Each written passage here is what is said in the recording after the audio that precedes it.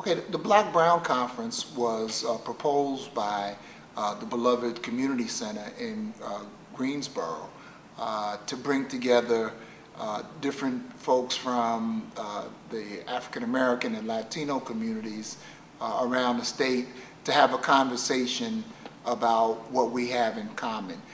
The way it was framed was that the African American communities and the Latino communities are like two trains on the same track headed towards each other. And of course, what we would want to do is to avoid a collision.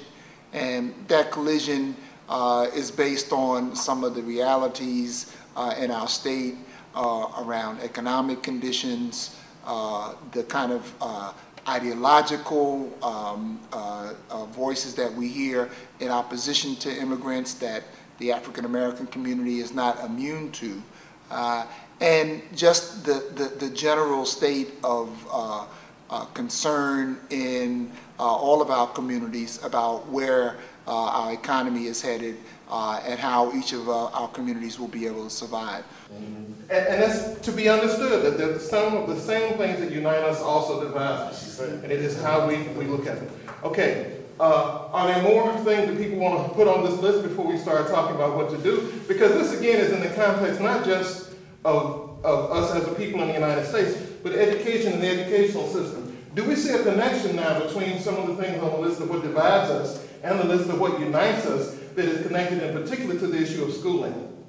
How do we see that connected? Because to what extent does schooling actually provide a platform for furthering our interest in our common humanity and our common understanding of the common aspects of our history? Or to what extent is schooling an instrument for creating more of the division that takes place? You all know the...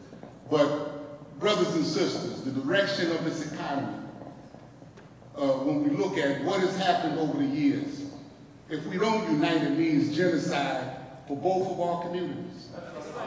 It means genocide for both of our communities.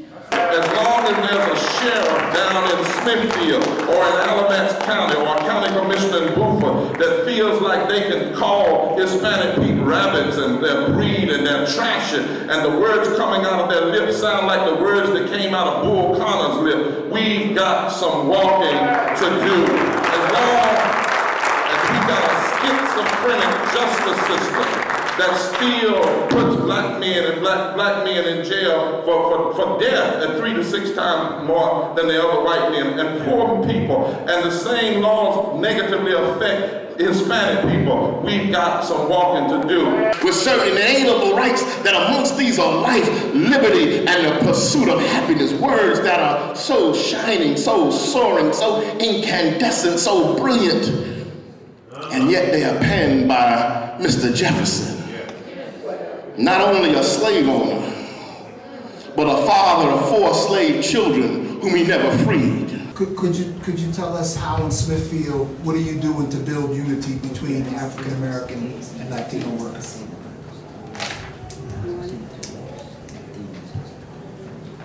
No está haciendo nada, está dividiendo los grupos. He's not doing anything, and on the contrary, he's dividing the groups. Diciéndole a los hispanos, por ejemplo, que las personas afroamericanas son flojas. They say to the Hispanics that African Americans are lazy. Diciéndole al hispano lo mismo, al contrario, que diciéndole al moreno que los hispanos les quieren quitar los trabajos. Or telling to the African American people that Hispanics want to take their jobs. Que los problemas de inmigración no les conciernen a ellos, les conciernen nada más a la gente que está envuelta en inmigración. Immigration is for people who are involved in immigration offices or something like that. Some of the things we're doing is we're actually having actions, worker actions being done in the plant where there are Latino workers as well as African American workers who are coming together to have to perform these actions. We're having series of meetings where we are wanting Latino workers as well as African American workers to take lead, run the meetings, as well as run their fellow co-workers. We're training them to train each other on how to bridge this gap. One of the things that we're suggesting is that African Americans learn a few words a day in Spanish. What I've learned is that when I knock on doors of Spanish speakers and I approach them and speak Spanish, they're comfortable and they're pleased with it because it says to them that someone is welcoming and not just, you know, considering them the brown that don't belong here. We do not need to be wasting time on trivia that divides us. We do not need to waste time on trivia that divides us. We have a very powerful enemy in front of us. This current period is fraught with many, many challenges. Well, the performances were not selected for any particular reason. I mean, it was, what we wanted to do was to expose both communities and both groups of participants to the broad range of cultures in each of the communities. So of course, when you talk about Latino culture, you're not talking about one particular country. We're talking about many countries in both Central America and Latin America.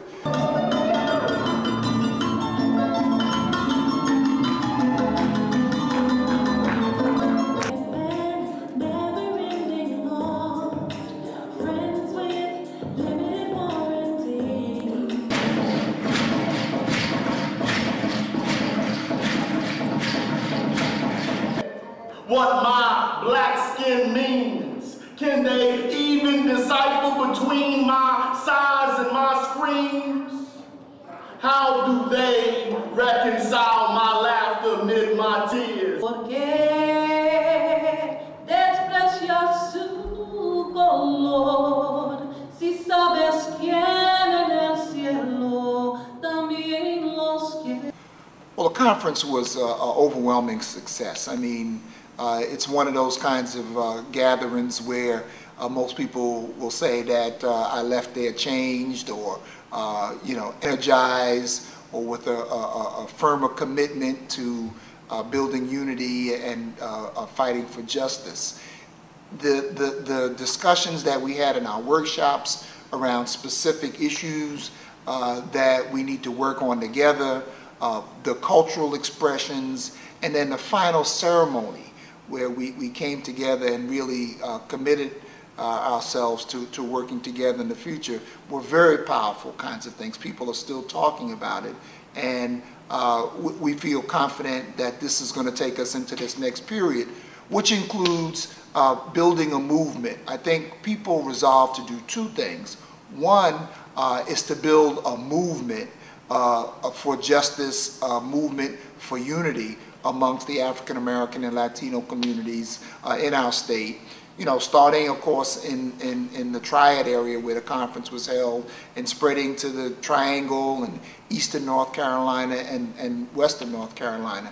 And in that regard, we hope to have future conferences in each of those areas to really spread the message and to build the cooperation and to build the unity. And I think the other thing that the conference did was to really bring different sectors of the community together, so that we're talking about a heavy concentration of youth.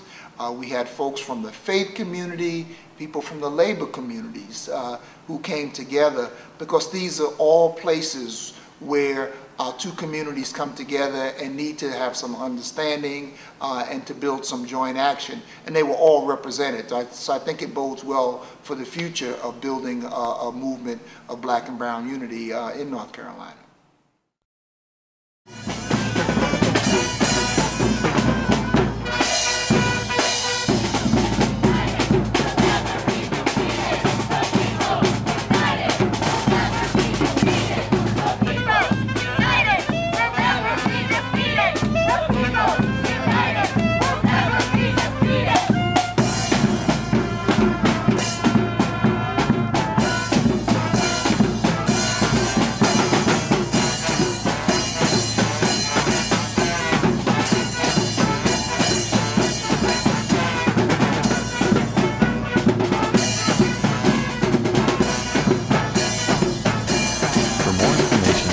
Please visit our website at www.indievoices.org.